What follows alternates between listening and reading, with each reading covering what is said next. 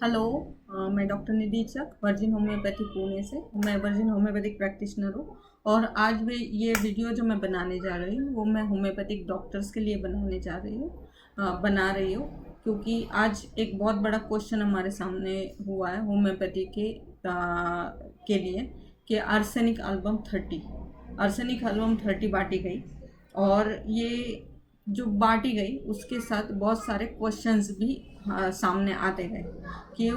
क्योंकि आज होम्योपैथी पे एक क्वेश्चन, होम्योपैथी की रिलायबिलिटी पे, मेडिसिन के एक्शन पे ही आज क्वेश्चंस खड़े होने शुरू हो गए। जैसे ही आयुष मंत्रालय ने आर्सेनिक एल्बम 30 रिकमेंड कर दी इम्यूनिटी बूस्टर के नाम पे, वैसे ही सब लोगों ने उसको बांटना शुरू कर दिया। उसमें वकील थे, समाज सेवक थे, राजनीतिज्ञ थे, जिनको जैसे मिला वैसे उन्होंने बांटना शुरू कर दिया। होम्योपैथिक मेडिसिन घर घर होम्योपैथिक मेडिसिन पहुंच गई। बहुत लोगों ने मेडिसिन ली भी। अगर ये होम्योपैथिक मेडिसिन खाने के बावजूद भी अगर पेशेंट कोरोना पॉजिटिव आ रहे हैं तो नोबडी कि ये क्वेश्चन कोई नहीं करेगा कि होम्योपैथिक मेडिसिन किसने दी थी, क्या दी थी, कैसे दी थी। पर ये होम्योपैथिक मेडिसिन थी, मीठी गोलियां हमने खाई और फिर भी हम इन्फेक्शियस एजेंट से बच नहीं पाए, हमारी इम्यूनिटी नहीं बढ़ी, इसीलिए हम कोरोना पॉजिटिव आए। ये क्वेश्चन तो अभी खड़े होने शुरू ही हो गए। होम्योपैथिक मेडिसिन दान के नाम पे मिली हो, चैरिटी मतलब चैरिटी किसी की लोगों ने और होम्योपैथिक मेडिसिन बांटी। होम्योपैथिक मेडिसिन का फर्स्ट टाइम स्लैक हो गया, आर्सेनिक एल्बम अवेलेबल नहीं हो पा रही थी और इतना भी हुआ कि ब्लैक में होम्योपैथिक मेडिसिन बिकने लगी। ये सब होने के बाद भी अगर ये चीज़ें सामने आ जाती तो आप एक तो बात जान लो कि ये जो मेडिसिन है ये ना वकील बना सकते हैं, ना समाज सेवक बना सकते हैं। ये किसी न किसी ने होम्योपैथिक डॉक्टर की सोर्स थ्रू ली होगी, होम्योपैथिक फार्मेसी की सोर्स थ्रू ली होगी। तो जब ये काम नहीं करेगी तो हम ये कह के पीछे नहीं हट सकते कि उन्होंने डॉक्टर से ये मेडिसिन नहीं ली थी या किसी ने गुड सोर्स ऑफ, ये जो कहा जा सकता है कि अच्छे सोर्स से इन्होंने मेडिसिन नहीं ली थी, इन्होंने फ्री की मेडिसिन ली थी, खरीद के नहीं ली थी। ये सारी चीज़ें सेकेंडरी हो जाती है। प्राइमरी तो थिंक वो है कि कोई भी हिडन एजेंडा, एडवर्टाइजमेंट हो या किसी भी नाम में होम्योपैथिक मेडिसिन बांटी गई थी तो क्वेश्चनेबल हमेशा ही होम्योपैथी ही रहेगी, ना कि उन लोगों पे कोई क्वेश्चन उठाएगा कि उन्होंने गलत मेडिसिन बांटी या खराब मेडिसिन बांटी, क्वालिटी की मेडिसिन नहीं बांटी। हम ये कह के तो पीछा नहीं छुड़ा सकते कि होम्योपैथिक डॉक्टर से आपने आर्सेनिक एल्बम नहीं ली थी इसलिए मेडिसिन ने काम नहीं किया। मेडिसिन किसी ने भी बांटी हो पर मेडिसिन ने काम नहीं किया, ये क्वेश्चन राइज होगा सामान्य लोगों के सामने से। सामान्य लोग हमें ये पूछेंगे। जब हम यूनिवर्सल मेडिसिन कह के आर्सेनिक एल्बम बांटना शुरू कर दिए तो हमने कहीं भी ये इंक्लूजन्स और एक्सक्लूजन नहीं रखे थे कि किन को ये मेडिसिन सूट करेगी और नहीं करेगी। ये चीज़ें कहीं भी डिस्कस नहीं हुई और ना कहीं सोशल प्लेटफॉर्म पे डिस्कस हुई, लोगों के सामने डिस्कस हुई। ये तो जनरल गाइडलाइंस के अंदर आ गया कि आर्सेनिक एल्बम 30 आप डॉक्टर से ले सकते हो, फार्मेसी से ले सकते हो और इस तरह से वो डोसेस बटने चाहिए। बाद में बहुत सारे डॉक्टर्स ने ये वीडियो तैयार करके ये सुबह खा लो, शाम को खा लो, पानी के बगैर खा लो, पानी के साथ खा लो, बहुत सारी चीज़ें बाद में आने लगी और यूनिवर्सली ये इम्यूनिटी बूस्टर के नाम पे मेडिसिन बांटी गई कि ये चीज़ कहीं रखी गई थी कि अगर क्या होगा, अगर पेशेंट ऑलरेडी कोई क्रॉनिक इलनेस से सफ़र कर रहा हो तो उस केस में ये मेडिसिन काम करेगी या नहीं करेगी। प्रेग्नेंट लेडीज़ है जो एक्चुअल क्रिटिकलिटी में हो सकती है, उनके साथ ये मेडिसिन काम करेगी कि नहीं। जो सेंसिटिव है, जो बहुत ज़्यादा हाइपर सेंसिटिव है, उन पेशेंट में ये मेडिसिन वैसे ही काम करेगी कि नहीं। ये इंक्लूजन और एक्सक्लूजन किस केस में देना चाहिए, किस केस में देना नहीं चाहिए, इस तरह का कहीं भी कोई भी डिस्कशन नहीं हुआ। अब आर्सेनिक एल्बम 30 ये मेडिसिन का शुरुआत कहाँ से हुई? जब आयुष मंत्रालय ने वुहान सिटी जनवरी में ये वुहान सिटी के जो पेशेंट थे उनकी सिम्टोमेटोलॉजी को स्टडी किया और उन्होंने एक पॉसिबल प्रिवेंटिव मेडिसिन हो सकती है इस तरह से आर्सेनिक एल्बम वहाँ पे नोटिफाई किया। और उसके नीचे बहुत सारी अदर मेडिसिन भी थी जो कि मेंशन की गई थी, पर ये पॉसिबल सुटेबल मेडिसिन हो सकती है ये किया था। पर जब होम्योपैथी का साइंटिफिक प्रोटोकॉल देखा जाता है कि कोई भी मेडिसिन पैंडेमिक और एपिडेमिक में कैसे डिसाइड होती है, तब वो मेडिसिन उस पर्टिकुलर एरिया के पेशेंट को दी जाती है, और देने के बाद जब विथ सिम्टोमेटोलॉजी जो पेशेंट होते हैं उनको दी जाती है। जो पेशेंट रिकवर होते हैं उनका डेटा का स्टडी करके वो मेडिसिन पॉसिबल प्रिवेंटिव मेडिसिन निकाली जाती है। पर वहाँ पे भी एक टर्म एंड कंडीशंस अप्लाइड है कि जो लोग सोरा से या कोई भी मायाजम से पहले से ही पीड़ित है, कोई भी डिसीज से पीड़ित है, उनके लिए प्रिवेंटिव मेडिसिन नहीं काम करती और उनके लिए उनकी स्पेसिफिक मेडिसिन निकालनी पड़ती है। और जो लोग हेल्दी है उनके लिए ये जो निकाली हुई प्रिवेंटिव मेडिसिन है ये बहुत बेहतर तरीके से काम करती है। पर आर्सेनिक एल्बम कहीं भी साइंटिफिक प्रोटोकॉल के हिसाब से पेशेंट को नहीं दी थी, ना क्रॉस चेक वेरीफाई की थी कि ये मेडिसिन एक्चुअल में वर्क करेगी। तो ये गेस वर्क पे था, क्योंकि हमें गवर्नमेंट में परमिशन नहीं दी थी कि कोरोना पेशेंट देखे जाए। आर्सेनिक एल्बम की बात हो गई, उसके बाद कैम्फर की बात करेंगे हम लोग। कैम्फर मुंबई में बहुत बड़े मात्रा में बांटा गया। जब कैम्फर की स्टडी की बात आई, कैम्फर पेशेंट को दिया गया था, पर वो कहाँ पे दिया था? ईरान की 8 केसेस जो थी वहाँ पे दिया गया था। वहाँ पे ईरान के जो 8 पेशेंट थे उनमें कैम्फर वर्क कर गई। पर ये एक साइंस का भाग है कि मुंबई के पेशेंट पे, ईरान अलग है, मुंबई अलग है, मुंबई के पेशेंट पे ये मेडिसिन नहीं दी गई थी। तो ये जो ईरान में वर्क चला था उसके बिहाफ पे ये मुंबई में बांटी गई, तो उसका भी कोई भी साइंटिफिक बैकग्राउंड, साइंटिफिक बेस नहीं था। सेम थिंग जैसे सीपिया है, किसी ने जिंकम म्यूराटिकम की बात की, ये बहुत सारी मेडिसिन बीच बीच में निकल आई, पर वो सब का साइंटिफिक प्रोटोकॉल फॉलो न करके जो फर्स्ट स्टेप है, जो फर्स्ट इंपॉर्टेंट स्टेप है, वही निगलेक्ट करके सब ने ये हो सकती है, वो हो सकती है, ये हो सकती है, पर किसी ने ये लड़ाई कंटिन्यू नहीं की कि हमें पेशेंट देखने दो और फिर हम दवाई देंगे। अगर इस चीज़ पे हम अगर डटे रहते तो शायद होम्योपैथी को पेशेंट देखने भी मिलते। ये गलत धारणा जो थी कि होम्योपैथी की आर्सेनिक एल्बम ही इम्यूनिटी बढ़ाएगी, ये मिसकंसेप्ट लोगों तक नहीं जाती। एक अच्छा काम जो हुआ वो ये था कि NHMC जो आगरा का मेडिकल कॉलेज है उसने पेशेंट देखे, उनको Covid positive patient, symptomatic positive patient देखने मिले, और उन्होंने जो निकाला मैटर, उनका जो डेटा था उसमें 70% ऑफ जो पेशेंट थे वो ब्रायोनिया से ठीक हो गए और 15% को आर्सेनिक एल्बम मेडिसिन दी। पर उन्होंने भी कहीं भी ये डिक्लेयर नहीं किया कि आगरा के लिए ये प्रिवेंटिव मेडिसिन हो सकती है, क्योंकि उनका जो सैंपल साइज था वो थोड़ा छोटा था। तो वहाँ पे भी उन्होंने ये डिक्लेयर नहीं किया कि ये चलो अभी ब्रायोनिया बांटना चालू कर दो, क्योंकि ब्रायोनिया प्रिवेंटिव मेडिसिन हो सकती है। उन्होंने भी यही कहा कि जो भी सुटेबल मेडिसिन है वहाँ पे लगेगी वो देनी पड़ेगी। अब यूनिवर्सल इम्यूनिटी बूस्टर जो आर्सेनिक एल्बम का टैग लग गया, उसके बारे में थोड़ा सा बात करेंगे कि ये कैसे पॉसिबल हो सकता है कि एक सिंगल मेडिसिन हम डिस्ट्रीब्यूट करने जा रहे हैं, वो सबकी इम्यूनिटी बूस्ट करेगी। इसका जो भी है मैं पूछना चाहती हूँ, हमारे BHSC के लोग स्टूडेंट्स भी हैं जिन्होंने वर्जिन होम्योपैथी कोचिंग दी हुई है और जिन्होंने होम्योपैथिक साइंस को मास्टर हैनीमन्स के चश्मे से पढ़ा हुआ है कि एक सिंगल मेडिसिन सबके लिए इम्यूनिटी बूस्टर का कैसे काम कर सकती है। एक मेडिसिन प्रिवेंटिव मेडिसिन हो सकती है, पर ये एक मेडिसिन इम्यूनिटी बूस्टर कैसे हो गई? संजीवनी हो गई भाई। जैसे ही ये डिक्लेयर हो गया कि आर्सेनिक एल्बम आपकी इम्यूनिटी बढ़ाने वाली है, वैसे ही लोगों ने आर्सेनिक एल्बम लेना शुरू कर दिया। अगर उसके बाद भी, लेने के बाद भी कोई इन्फेक्शन उनके बॉडी में एंटर कर जाता है, कोई भी बीमारी से वो कोई भी अदर बीमारी से वो सफरिंग उनका शुरू हो जाता है, अगर वो उसके लिए क्वेश्चनेबल वो आर्सेनिक एल्बम या होम्योपैथिक मेडिसिन को ठहराते हैं, तो उसके लिए कौन जिम्मेदार है? हम। मेडिसिन्स होम्योपैथी में जब सूटेबल मेडिसिन निकालते हैं तो उसका बेसिक हम लोग यूज़ करते हैं रेपर्टरी से।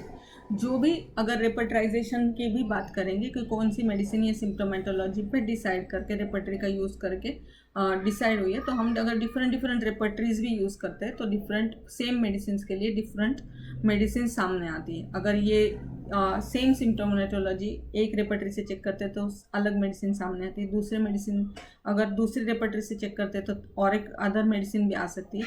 माइंड के अप्रोच से सिलेक्ट किया जाए तो और कोई मेडिसिन आ सकती है। पर ये जो सारी मेडिसिन आज डिक्लेयर की गई, वो जो सेम सिम्टोमेटोलॉजी हमने जो प्रूवन लिटरेचर है, जैसे द क्रॉनिक डिसीज में जो प्रूवन लिटरेचर में मेडिसिन एक्सप्लेन की गई है, द मटेरिया मेडिका प्यूरा में एक्सप्लेन की है, उससे क्रॉस वेरीफाई की गई थी क्या? अगर ये क्रॉस वेरीफाई करते हैं तो आर्सेनिक एल्बम जो आयुष का सिम्टोमेटोलॉजी थी, अगर उस सेम सिम्टोमेटोलॉजी को मास्टर हैनीमन के लिटरेचर से क्रॉस करते तो सबसे ज़्यादा वेटेज लेकर सीपिया नज़र आ रही थी। और अगर आप सीपिया को मास्टर के लिटरेचर से पढ़ेंगे तो प्रेजेंटेशन आपका जो सिम्टोमेटोलॉजी है सबसे बेटर सूटेबल मेडिसिन लग रही थी। अगर शंकरन की जो टोटलिटी थी वो टोटलिटी को मास्टर हैनीमन के लिटरेचर से कंपेयर करते और रेपर्टराइज करते तो जो मेडिसिन आ रही थी विराट्रम एल्बम आ रही थी, कैंपर पीछे रह रही थी।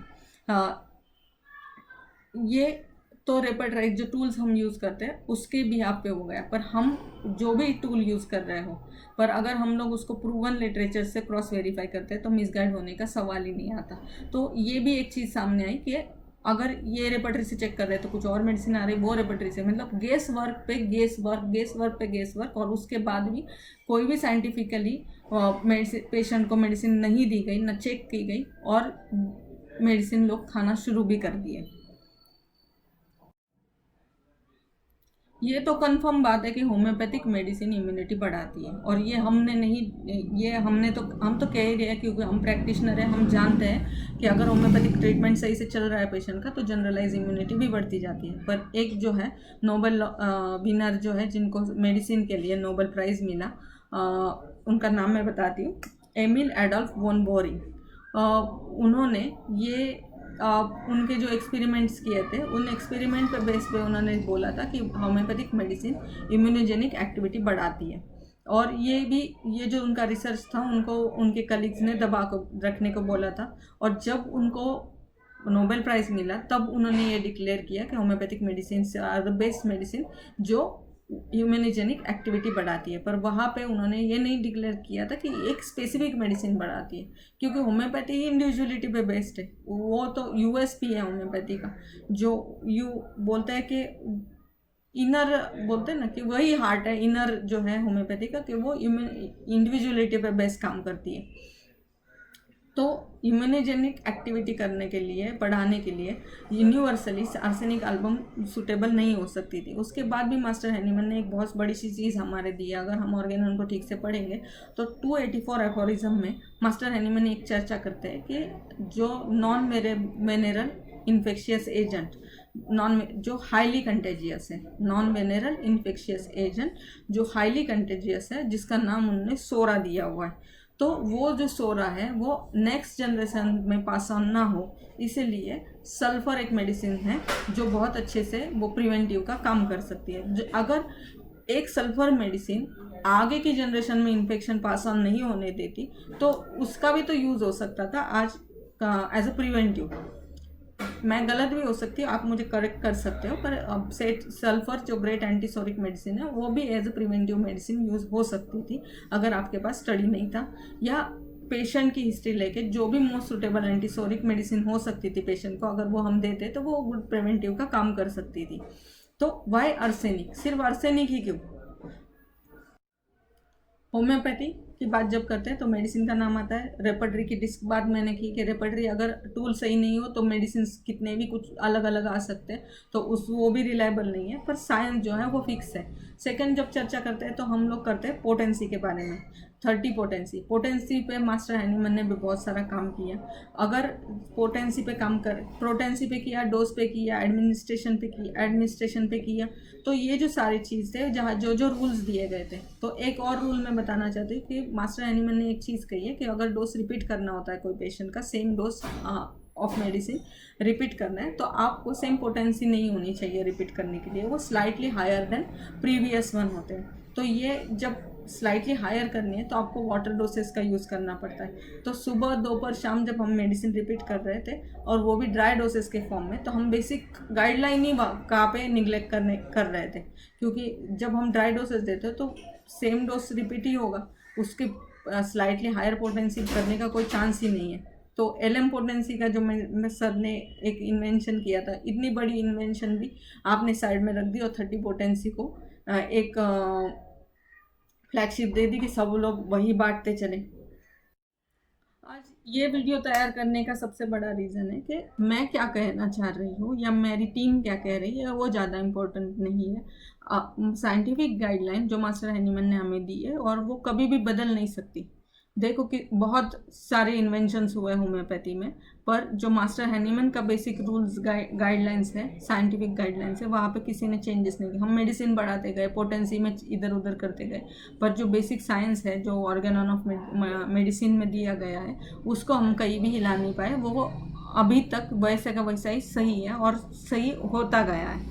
तो जो बेसिक प्रोटोकॉल अगर फॉलो किया जाता तो इस सिचुएशन में हम लोग एक अच्छा सिस्टम बन के उभर आते। स्ट्रैटेजिकली आज होम्योपैथी घर घर पहुंच गई, मीठी गोलियां घर घर पहुंच गई, पर आपको लगता है उसका लॉन्ग टर्म इम्पैक्ट फ़ायदा आपको कहीं मिलेगा, तो ये आपकी गलतफहमी है। अगर ये एक जगह भी फेल हो जाती है तो ट्रस्ट जो खराब होगा वो होम्योपैथी का खराब होगा, होम्योपैथ का खराब होगा, वकीलों का, एनजीओज का या पॉलिटिक्स का कहीं भी कोई भी नुकसान नहीं होने वाला है। उनको जो गाइडलाइन आई और उन्होंने फॉलो की, पर डॉक्टर्स का रोल ये था कि वो वहाँ पे सही नॉलेज दे के अवेयर कर सकते थे, अपने साइंस पे फर्म रह के। आज एडवर्टाइजमेंट हो जाएगी, ये हो जाएगा, वो जाएगा, लोग हमें जानने लगेंगे। इस छोटे से लालच में आकर हमने अपने पैर पर बहुत बड़ी कुल्हाड़ी मार ली है। हमारे पास साइंस है पर हम कभी भी एज अ साइंटिस्ट नहीं उभर के आए, क्योंकि जो चीज़ साइंटिफिकली जैसे ही रखनी चाहिए, 2+2 4 ही होता है, ये चीज़ हम कभी भी आज सामने नहीं रख पाए। आज होम्योपैथ ने लाइन लगा के, लोगों ने लाइन लगा के आर्सेनिक एल्बम खाई, खरीदी, और आज हमें फ़ोन करके बता रहे कि ये खाने के बाद भी हमारा टेस्ट पॉजिटिव कैसे आया। तो ये क्वेश्चन का आंसर आप क्या देने वाले हो? हाँ, मुंबई में नंबर बढ़ रहे हैं, पुणे में नंबर बढ़ रहे हैं, और ये सारी ऐसी जगह है, सब ने अपनी ये मेडिसिन ये खा के देखी है। तो ये रिस्पॉन्सिबिलिटी बनती है हमारी कि हम आगे चल के साइंस पे फॉर्म रहे। बोलते बहती गंगा में हाथ धो लो, ये जो सारी कंसेप्ट है, हवा जहाँ बह रही उस तरह बहते जाओ। बहुत सारे डॉक्टर्स को हमने समझाया था कि आप ये क्यों कर रहे हैं, तो बोल रहे सब कर रहे हैं इसे हम कर रहे हैं। तो ये जो सारी जो एटीट्यूड था आज हमें नुकसान में कर रहा है। Thank you. किसी को दुखी करने का या किसी की आलोचना करने का मेरा सही में ही कोई इरादा नहीं है। मैं तो यही चाहती हूँ कि हम जो वर्जिन होम्योपैथी का हमारा मिशन है कि मास्टर हैनीमैन के लिटरेचर को पढ़ो, समझो और वैसे ही फॉलो करो, क्योंकि मास्टर ने खुद कहा है कि मुझे अगर कॉपी भी करना है तो सही तरह से कॉपी करो, और ये मिशन हमारा चालू रहेगा। Thank you.